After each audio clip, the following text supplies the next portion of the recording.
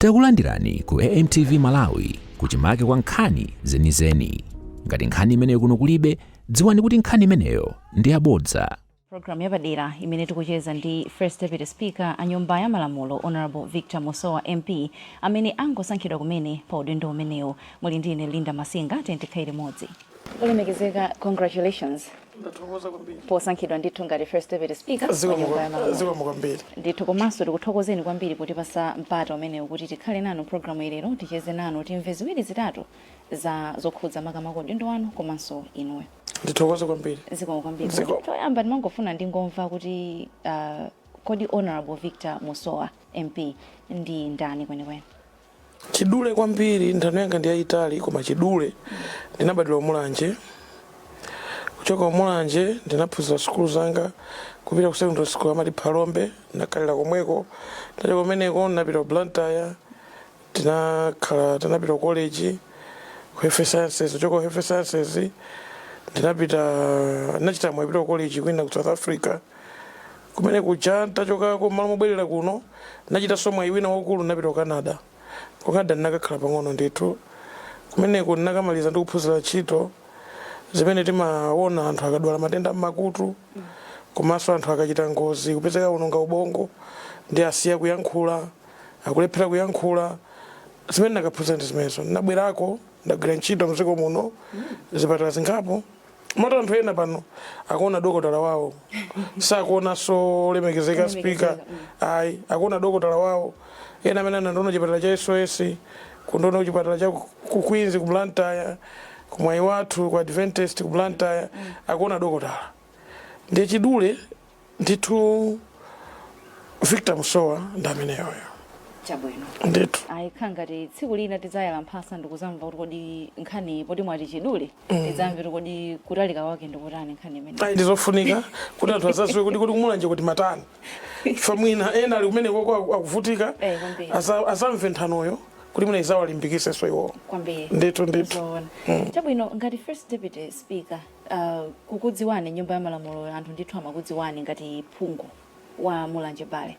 Kukuonani ndithu mugwira ntchito zanu nyumbamo kukudziwani kunayi kumeneko. Tsopano ngati First Deputy Speaker ndikukhulupirira kuti mmene mmakhala nthawi imene magwira ntchito ngati phungu wa nyumba ya malamulo nyumbayi mumaona ndithu mmene amakhala pa mpando uja ngati ma speaker amene anali mboyo amagwirira ntchito yawo. Lero ndinu ndipo takuona ndithu mwagwira ntchitoyo mwatsogolera zokambirana za nyumbayi. Zinali monga mmazionera mukukhala kumpando ngati phungu mmene mmakhalira muja kapena zimamveka motani tsiku la lero kuti mwatsogolera ndinu zokambiranazi? Lero nali tsiku lophatikizana kwambiri. Chifukwa mmene ndimanyamuka kuti ndikuyamba pamene paja lero. Ndinapita ndili woti ndakonzeka ndithu ndikugwira ntchito. Koma kenako ndinangofika pa khomo paja ndikulowa mmene muja phokoso litayambika mmene muja ndikuyenda ulendo uja unatalika. Kuchoka pa khomo paja kwafika pa chimpando paja mmene muja nyumba ija ka step wesa kusintha ena kuzenda pang'ono ena kufulumiza. Koma chinali chinthu choti ukanatha kulira ukanatha kusangalala koma ndimayenera ndithu kuyenda kupita pa chimpando paja. Koma ndinaona kuti ndithu zotheka nditafika pa mpando uja Munangolimba mtima kuona kuti nyumba iyi ikundikhala ndifuna izi ndimvera. Kena kuona kahamala kaja pambala nazo zoti basi zatheka. Ndiye lero siku la chisangalalo komanso siku limene ndaona kuti kodi ntchito ija akamagwira ma speakers ambuyo acha imaoneka chonchicha. Tikakhala kuja kusioneka imene imaonekera nditakhala pamene pacha. Ndakhala paja nyumba ija imaoneka ikulu pena kakang'ono. Ena ndilembera kumapeto kuti simunandione ndakhala kumbuyo kuja simunanditchule ndazo kuti siku lina zakutchulani. Koma nditokoza kuti zachitika ndaisokolera nyumba ija zinthu zabwino kwambiri. Ukale ulendo wayambika. Ndipo wayamba ndi mphamvu tulero ndaona kuti umene wayambika basi. Sasangalatsa. Ndithu. Tsopano mumadziwika kwambiri kuti leader of backbencher ndipo timaona ndithu leader of backbencher nyumba moja amati akayimirira ndithu kuyankhula nyumba ija mazakhala ngati kugwedera ndikuzamva kuti inde Honorable Victor Musowa anayima nyumba ndikuyankhula. Ena nkumati anali tuvokoto ndiye pano abwera pa mpando umeneyo ngati speaker, First Deputy Speaker. Tiyembekezere Honorable Victor Musowa omwe aja leader of backbencher character yake amene ita tiyembekezereso kuti ikhala machocha kungotungo nyamula imene yakutisa pa speaker apa ndiye kuti mmene muja 105 akoza kupasa iwe ndikuona ngati pali ntchito imene tinagwira ya leader of backbench nyumba muja inali ntchito yokoma kwambiri ntchito imene imakuyenera kuti uzilawirira mmene muja uzikhala wokonzeka chifukwa leader of backbench ntchito yake mmene muja ndikumvesera kuti sija linalo akuti cha nde chikangozuka chinthu iwenso uzikhala ubongo wazuka leader of backbench ndi munthu amene amakhala wachangu pa zochitika komanso akoza kuyisintha nyumba ija kuti tiyankhe mwakuti anthu kuyankha zimenezo nde ndapita ndikuzonena kuti ntchito imene ija ndinamaliza komanso ndinayigwira bwino ndimayikonda wina kana zandiyimbira sanakhale speaker mwata atisokhala leader of backbench tamzati ndikwanitsa bwana 5 years ina ndikutamanga munda mucha fani kachulo ndi munda mwanga mmene mucha ndimayenda mmene mucha nyumba yosaicha anthu kwauza zochita mabwana akanditoma kusogolo kucha koma pa speaker apa kukhala kwa ine first deputy speaker zapakiseso ma MP amene abwera kumene onena kuti nyumba ija ukhoza ndithu kuchita yako amene ankachitira leader of backbench mucha osatulusidwa komanso kutumikira anthu ako munjira zonse chifukwa nyumba ija ndiyofunika kulimbana kuti tikamaliza kulimbana kuti gwirizane si nyumba yoti tizingogwirizana siku loyamba lomwelo ndase parliament maonera maparliament osiyana ndi pamene paja ndine mtsogoleri sinenso backbench leader koma ndikamona backbench sakupanga zawo backbench kumene kuja ndimusiya apange fainenso ndinasidwa pakuti ndipange ndi chichewa cha masiku ano suti ndikhomerera wina kuti backbench akhala pasi ayi agwira ntchito yawo koma aziwawerenga ma orders aja ma standing orders chifukwa asagwire mopitirira malamulo a nyumba ija ndi azaona kuti kahamala kachakabwera ndi pali ka section kena kovuta kwambiri amakachula 105 akakachula amangwenera munthu azipita ndimafuna ndifike ku 105 kuti kodi nthawi imene mumagwira ntchito yanu mmene mwanena kuti ndinayigwira ntchito ibwino kwambiri 105 sinagwiranso ntchito pa ine ayi ndithokoze ikanatha kugwira koma inalephera sanandipase sizinatheke ndipo anthu ambiri amaona ngati ine ndinatusula kambirimbiri koma ayi ndithokoze chifukwa chonena kuti a speaker anapilira for backbench asimasewera koma siku nana ndiyimisa akutulusa anthu atafika paine anati ndikukupangani woni nangoti komando apafuna kubweza magiya magiya inali 105 koma ndithokoze kuti sinatulukepo nyumba muja ndagwira ntchito bwino ndi ma speakers amene analipo ma deputy speaker onse kuchokera mmene ndinabwera 2014 kusafika lero pakhala ma speakers ndi ma deputy speakers 6 onse ndagwira nawo ntchito bwino kwambiri muli ndi mbiri ndithu nyumbayi mwafotokoza kuti mwaona maspika kubwera pamalo pamene paja kugwira ntchito yawo ndime yawonso nkumapita mkuona kwanu kuti mwalowamo uno muchinthuchi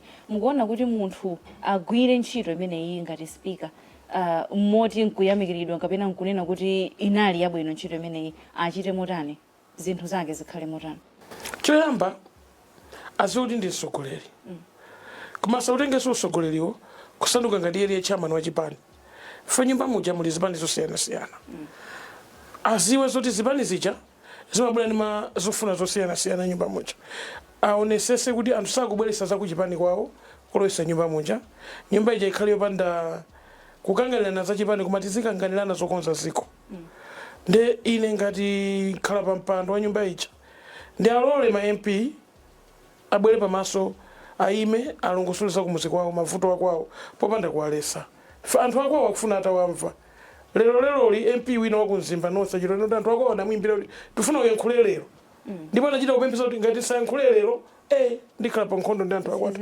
ndene ngati mtsogoleri ndikuyenda kuwalola ma MP ngati amene kuti ayike maganizo awo ku nyumba ija Malawi amve andi anthu asakumbukira tikamazamaliza ntchito kuti anayesesa ndipo tiyesesa tigwira bwino ntchito sitikhala phungu amene apondereze ma MP achizimayi ma MP ang'ono amene tiwapasa mwayi kuti aphunzire ntchitoyi sikunati tikazachoka ife osatenga ndi iwowo ndithu tiwaphunzitse zinthu zabwino tisawaphunzitse zinthu zolakwika chabwino uthenga wanu ungakhale utani kwa Malawi amene mwina amakudziwani kuti awa anali Honorable Victor Musowa MP wa Mulanje Bale komanso mwina adokotala awo muzipatala amene mmakhala mugwira ntchito muwauza zotani pano mmene mwatenga udindo umenewo ngati first deputy speaker ndimafuna choyamba ndathokoza Malawi wonse nditasankhidwa andi supporta ma social media amalemba zabwino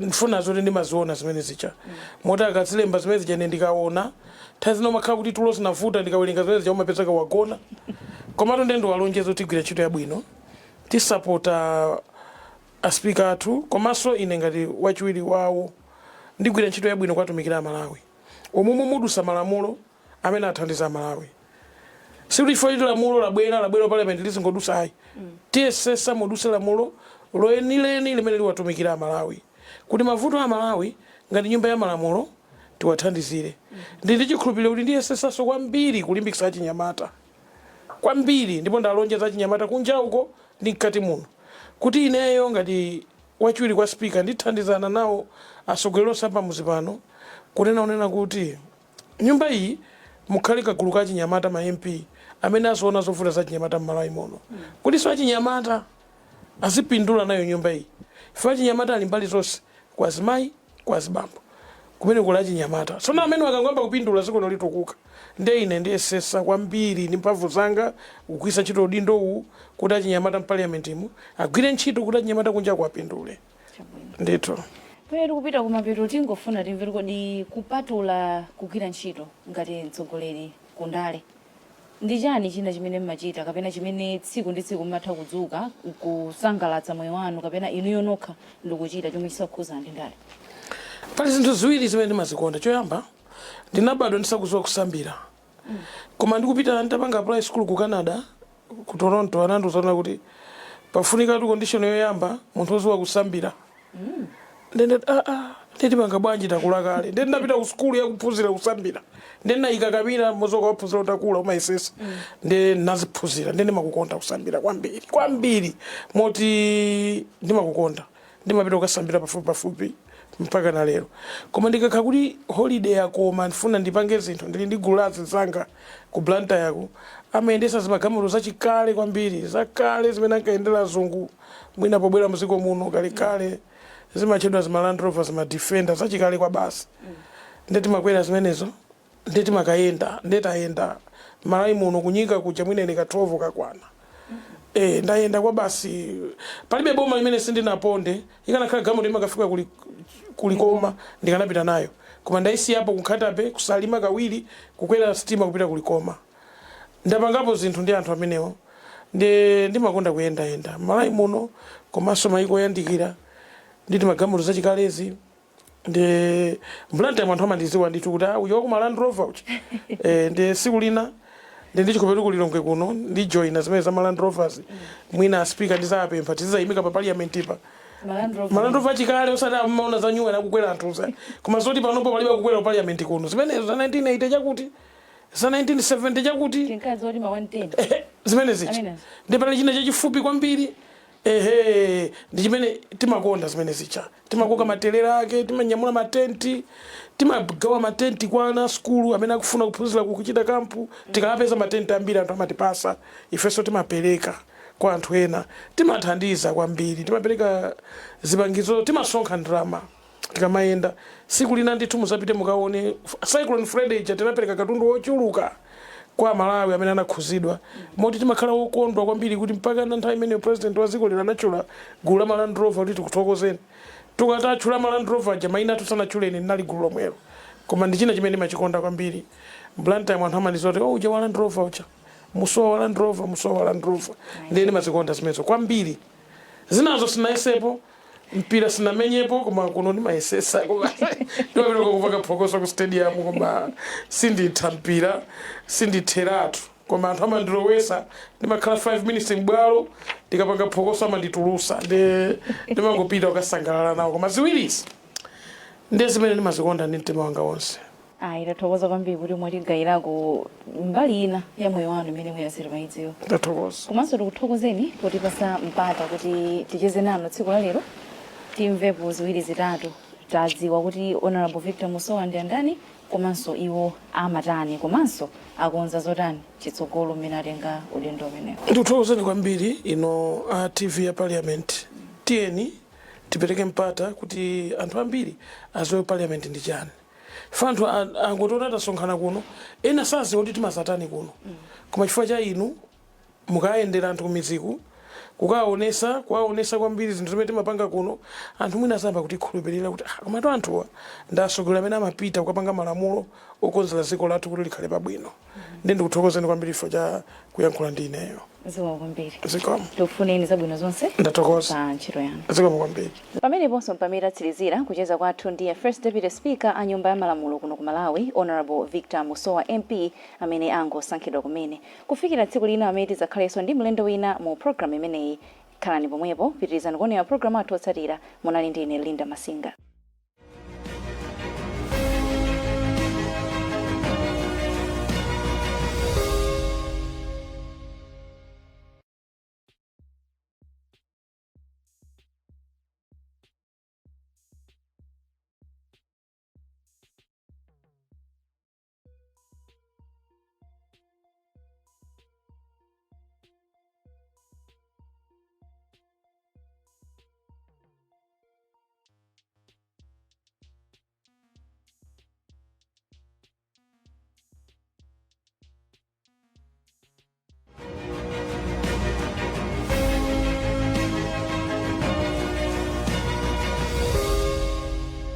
Hello and welcome to Parliament Television in this special conversation with newly elected First Deputy Speaker of Parliament of Malawi, Honorable Victor Musowa MP. My name is Linda Masinga. Thank you for tuning in.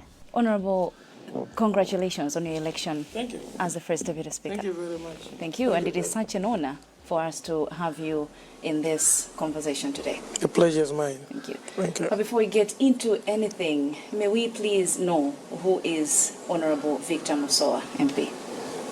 Victor Musowa, actually 2 stories. Before I was honorable, some people who are seeing me here remembers me from corridors of hospitals in Malawi. I've worked as a clinician. I've worked as a speech and language pathologist in the hospitals in Malawi. I'm trained in Malawi and in Canada, born in Mulanje, in a family of 9.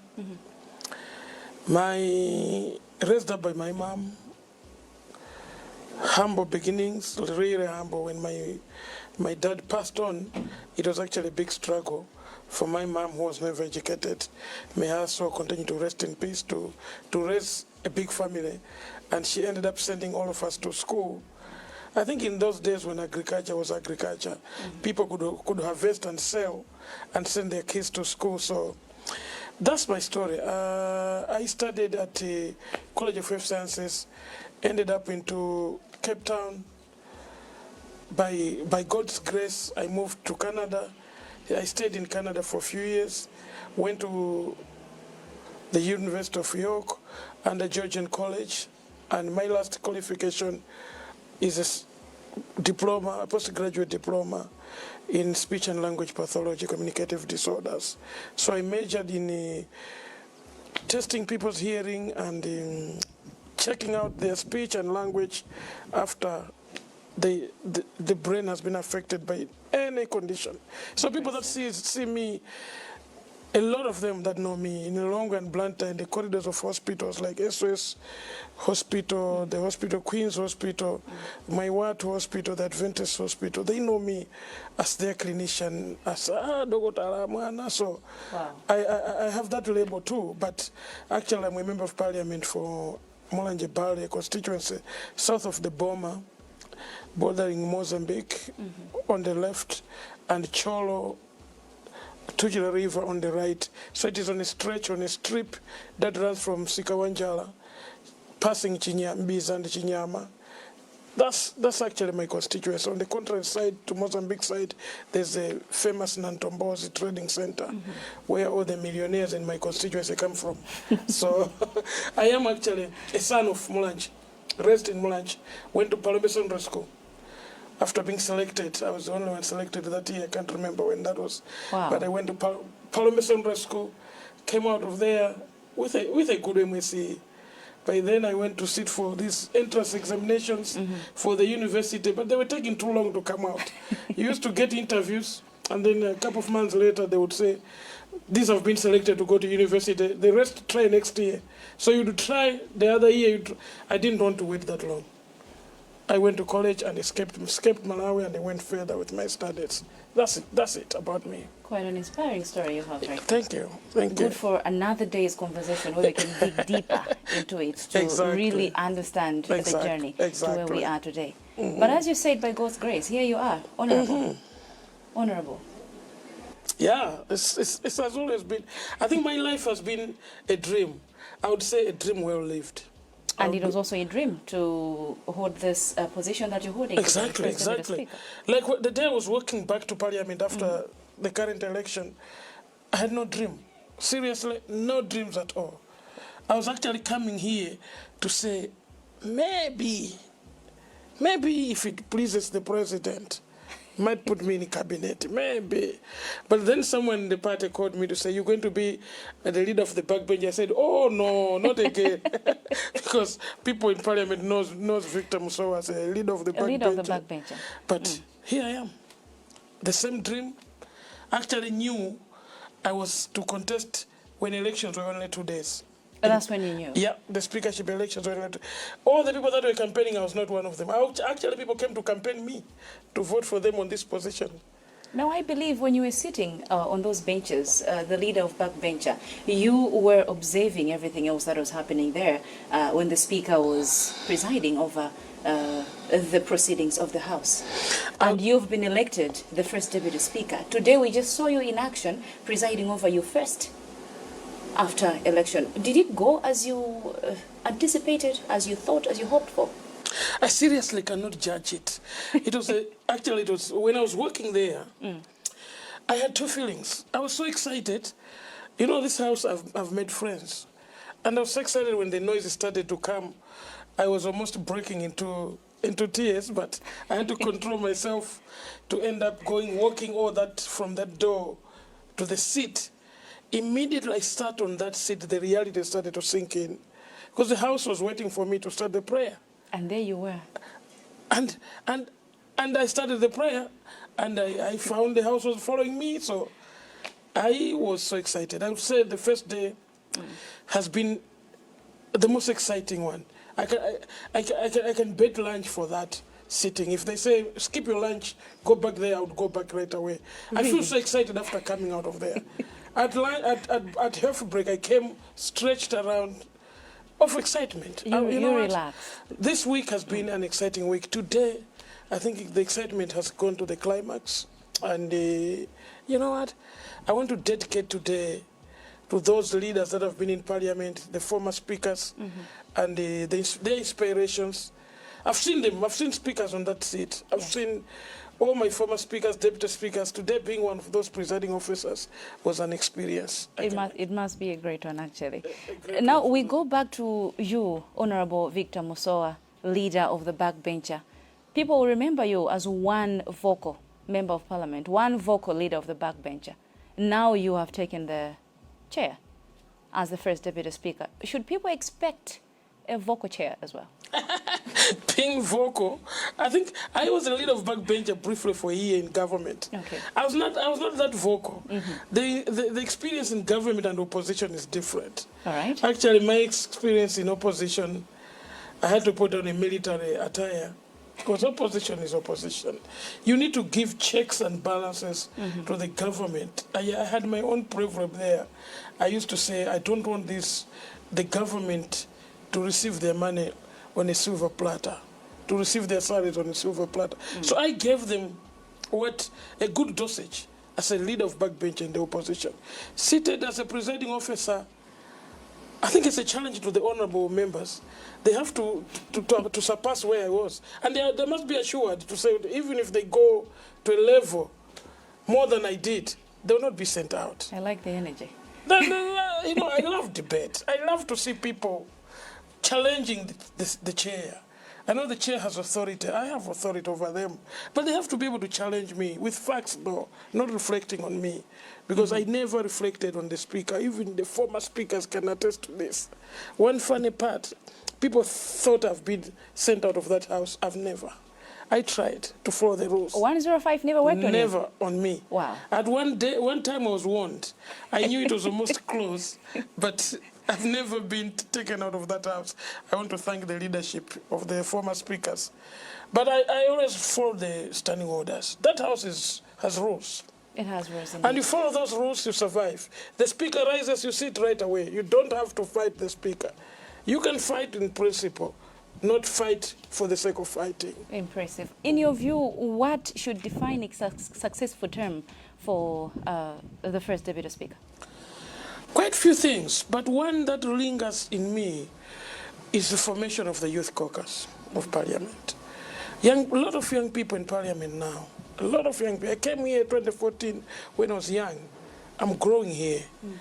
I think we need to put a forum where young people can sit and the young parliamentarians can sit and foster development and share ideas on how they are running their constituencies. So all in all, when all the good deeds are done, I would like to support the formation of the Youth Caucus at Parliament. And next to that, in the same spirit of the Youth Caucus, I would like to put those young parliamentarians that have no energy to speak in Parliament connected to media so that they get their confidence in starting to speak at Parliament, whether inside or outside Parliament. It will help to boost the energy of more young parliamentarians, even aspiring parliamentarians towards the 2030. I want this house one day to be a youth house with few senior members just guiding the house to a direction that is for the representative of our people. Wow. Yeah. Is there any special message that you have for Malawians out there, those that are now looking up to you to say, okay, a leader of the backbencher, now First Deputy Speaker, what should we hope for? Is there anything that you have to tell them? Not really as advising them, but actually I want to convince everyone aspiring for any position in the world, not just a member of Parliament. I think wherever they are, whether they have an office, whatsoever place they are, actually loyalty pays, you know. It wasn't easy. Last time was my second term in Parliament. I saw people that were first-timers in Parliament being cabinet ministers. In politics, you just have to concentrate what you have been given. In any role that you play, even in my medicine law role I play the part that I've been given. I played my part well. I built relationships. I've built confidence in people. Here I am today. So what should they expect? They should expect transformation. Parliament needs to transform. Parliament is for the people, and we need to take it back to the people in several other ways. That's why I'm so interested with the parliamentary media team, parliamentary television, parliamentary radio. I want this to be taken to the people. Parliament, how do we take it to the people? It's through media. My partnership with media at Parliament is something that I would challenge Malawians. I want someone in Mbiza, in my constituency, to be able to understand what Parliament is by taking Parliament to them. So it is a promise I'm making to Malawians.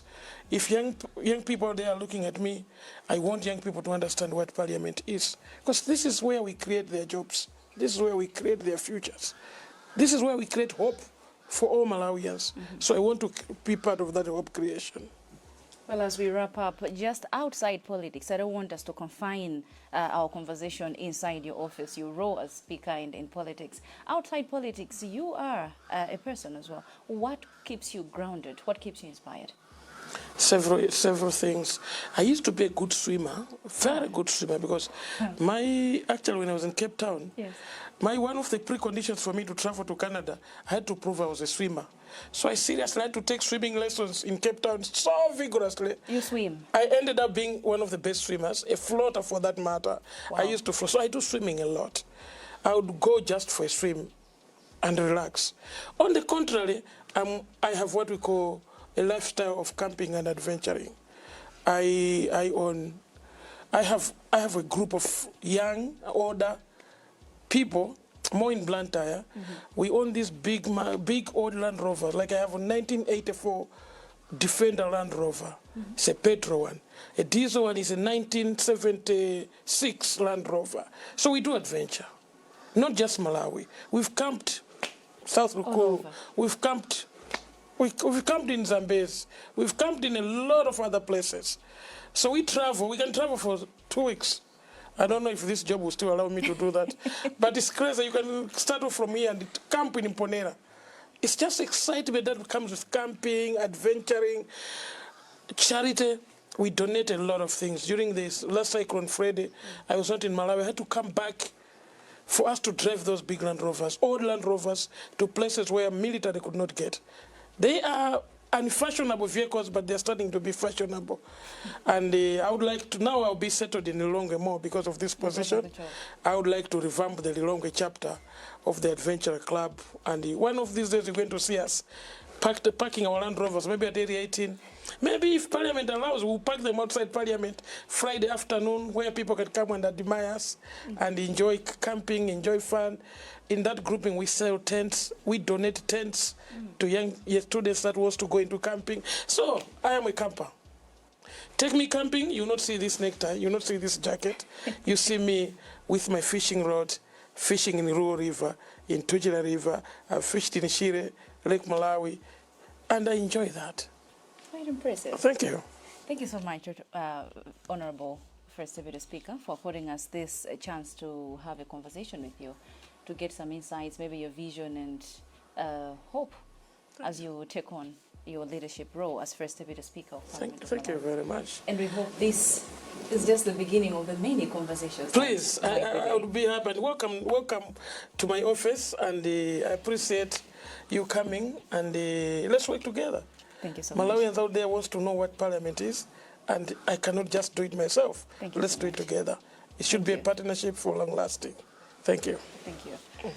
Well, that was a special conversation with the First Deputy Speaker of Parliament of Malawi, Honorable Victor Musowa MP, giving us something maybe that we did not know he had it up his sleeves. Be with us again next time as we have another guest on the program. My name is Linda Masinga. Thank you for watching. Osaiwala kupanga subscribe ku channel ya AMTV Malawi.